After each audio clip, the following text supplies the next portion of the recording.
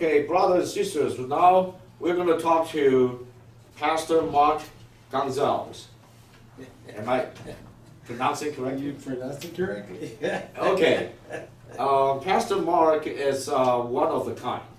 Okay, he's very unique because he has a lot of influence and experience in mobilizing the Christian church, the churches, believers come out to vote and to actually bring the influence of the kingdom on earth, so to speak. Mm-hmm. And he has been known for that. He has got great reputation, and actually he had made a lot of contribution to help Donald J. Trump to become the 45th president of the United States. So first, yeah, I'm so interested, like how, as a pastor, Mark, like you get involved with, seems to be, this is very out of the box for the traditional churches stuff.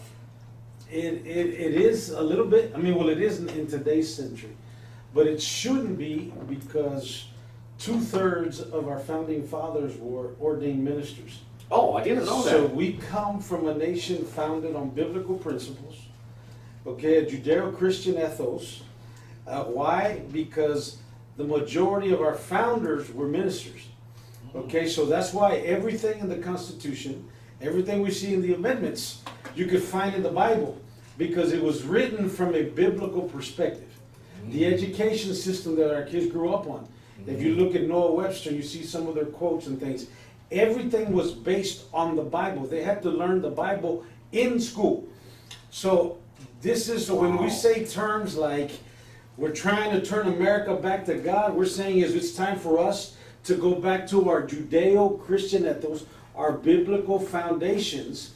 So yes, right now I look like a crazy folk sometimes, or different, but all in actuality, we're just returning back to our founding fathers and how we were established as a nation. Okay, now, all right, now this is a big misconception, the so-called the separation of church and state, and that is such nonsense, so to speak, you know, and that make the light of the churches kind of dwindling down because the separation, and that actually is not right, because according to what you shared, actually this nation is founded by the foundation of faith. Yes. And was governed and constituted that way. So can you help us break that myth?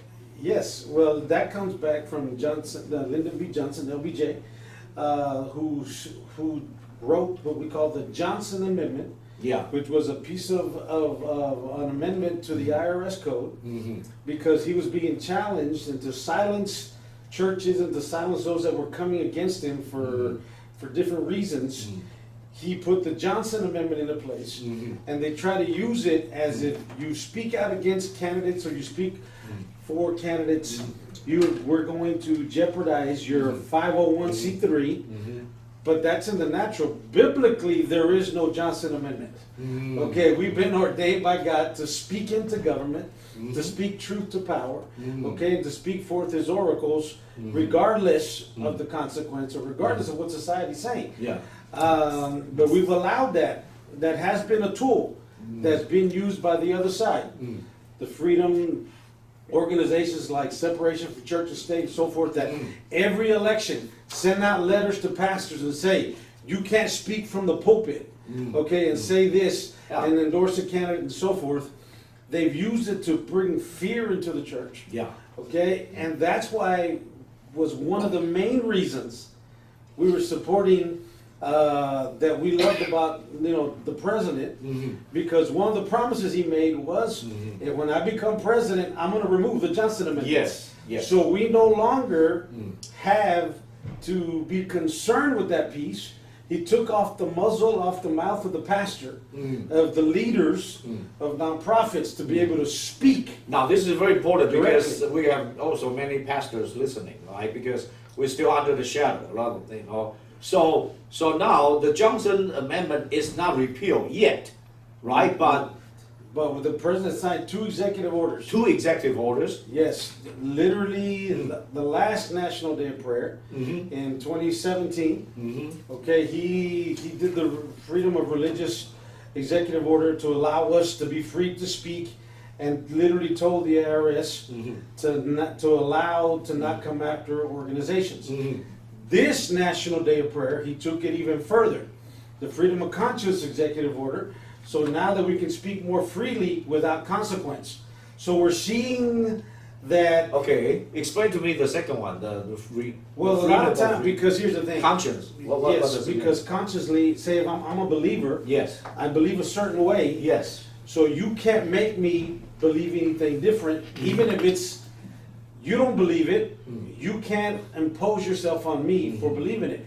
So from that standpoint, a lot of times where it's used is special holidays, or even when it comes to situations, the baker that didn't want to cook for the bakery for the same-sex wedding, or the T-shirt for the parade, okay, the gay pride, all these kind of things.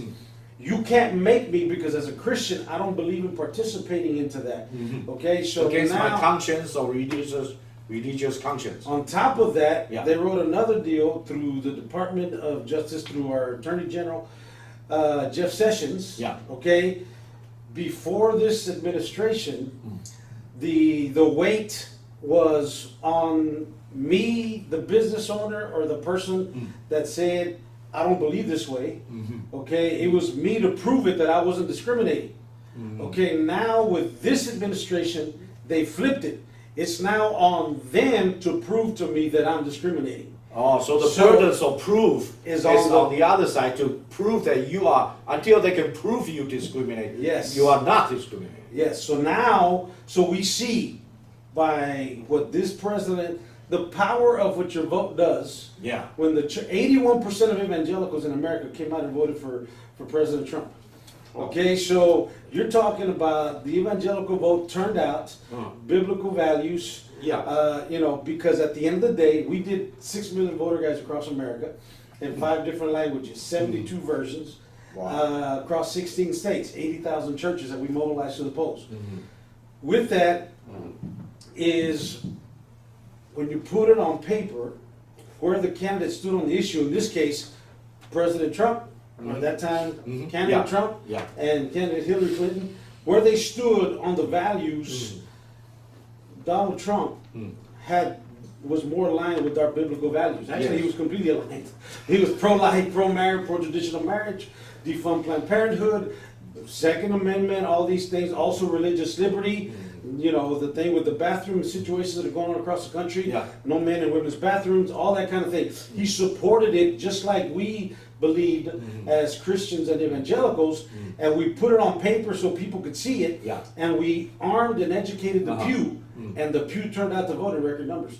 Now, so just once again, I want to make it iron clear that because of the 2 executive orders, and the order from the Department of Justice by the Attorney General Jeff Sessions. Okay, because of the 3. We now have freedom to speak whatever from the pulpit, and even us, Kingdomforjesus, as I am, you know, like the founder and chairman of Kingdomforjesus. Yes. I am like, I can speak freely from my religious conscience. Exactly.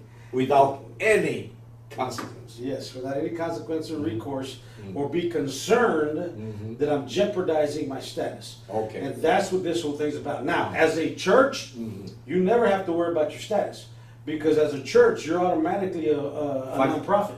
Yes, yes. Okay, so you don't need a letter to say that you're a nonprofit. So as a church, you could have always spoke.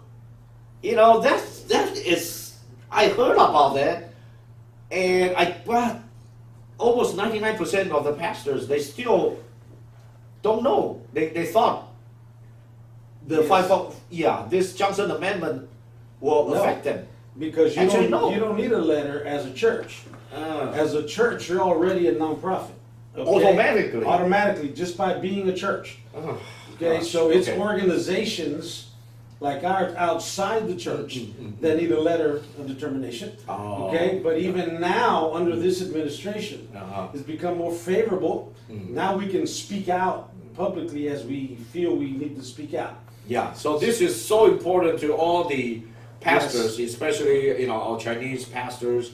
Now you have heard Pastor Mark make it very clearly and clarify it without any question mark.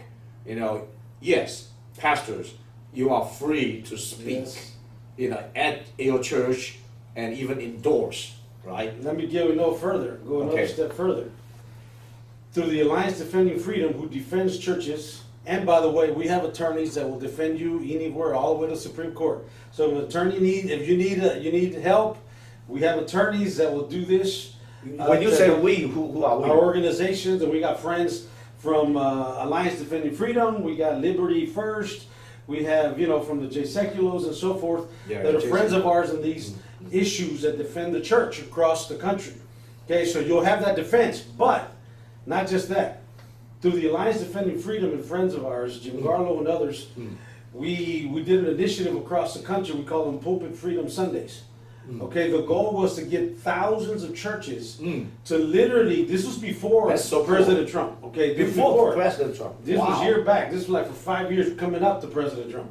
That we've been doing this. We would literally get pastors to endorse from the pulpit, take the video, and endorse and send that video with the letter to the IRS. Okay, it said, I endorse from the pulpit, come, take me to court or whatever. And they didn't. Not one. We got up to 13,000 churches, pastors that did that. Okay, and they didn't do it. Why? Why?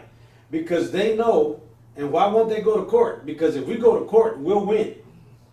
And they don't want that. They want to, at the very least, hang that over your head to put you in fear, to muzzle you. To shadow you, put you under the shadow. Yeah, because if the ones go to the court, it's clear. Yes. So we have attorneys waiting for the first lawsuit. Like, please sue one of these pastors. Please. And it hasn't happened yet.